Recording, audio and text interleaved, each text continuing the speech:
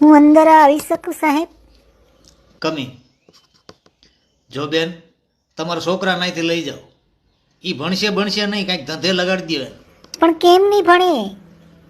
અરે મેં એને એના ક્લાસમાં જઈને પૂછ્યું કે ભેંસનો ખોરાક શું હોય, તો મને કે પાણીપુરી. અરે સાહેબ, જરા પ્રેમથી પૂછો તો આવડે. કેટલું પ્રેમથી પૂછવું અમારે? એને હું પપિયું કરીને પૂછી.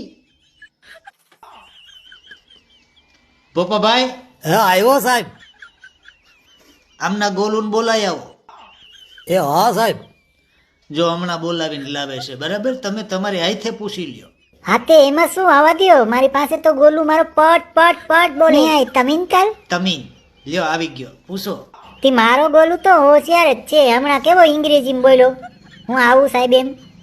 ગોલું, ભેંસનો ખોરાક શું હોય? પાણીપુરી. લ્યો, પૂછો, પ્રેમથી પૂછો.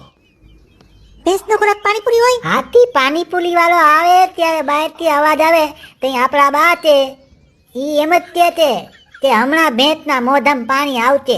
હે, જો સાહેબ નો આવડે ને તો આને પાડી દેજો હાવ ઠોઠના પેટનો. હું સાહેબ જાઓ, મારા હા હું છે ને ઘેર એકલાય છે, મને યાદ કરતા છે.